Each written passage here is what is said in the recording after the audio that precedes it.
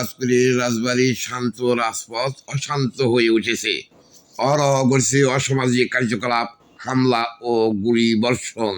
আর থানা পুলিশ বলছে এ সমস্ত অপরাধীদের সাথে জড়িতদের গ্রেপ্তারে অভিযান অব্যাহত রয়েছে। এ পর্যন্ত বেশ কয়েকজনকে গ্রেপ্তার করা হয়েছে। অনেক আগে যিনি আঘাত পেয়েছিলেন এই আংটি ধারণ করলে মাটির গ্রহের সংখ্যা থাকে।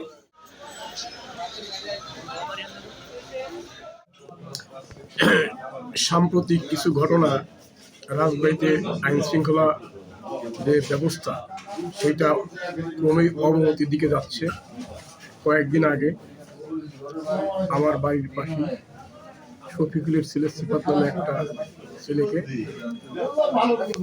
রাত্রিবেলা গুলি দিতে হয় এবং সে বর্তমানে ঢাকা মেডিকেল কলেজ হাসপাতালে চিকিৎসা নিয়ে এসে রাজবাড়ী হাসপাতালে আছে। এই ব্যাপারে রাজবাড়িবাসী খুবই উদ্বিগ্ন। সঙ্গে সঙ্গে তাদের জানমালের নিরাপত্তা বিধান হওয়া দরকার, কারণ শান্তিপূর্ণ মানুষ চায় যে আইন শৃঙ্খলা পরিস্থিতির দ্রুত উন্নতি হবে এবং যাতে মানুষ নিরাপদে নির্ভয়ে তার ব্যবসা বাণিজ্য সহ সব কাজ করতে পারে। এইটা রাজবাড়ী প্রশাসনের কাছে আমারও আবেদন বা নিবেদন, যাতে এই সমস্ত ঘটনা সুষ্ঠু তদন্ত করে প্রকৃত যারা দোষী তাদেরকে আইনের আওতায় এনে বিচারে সুপর্দ করা বলে আমি একজন আইনজীবী হিসেবে আমি এটা মনে করি। রাজবাড়ি খুন খারাপি গোলাগুলি এগুলোই বর্তমান চলতেছে। এটা অবরোধ, এই জন্যেই এটি সবচেয়ে বড় অপরাধ হচ্ছে।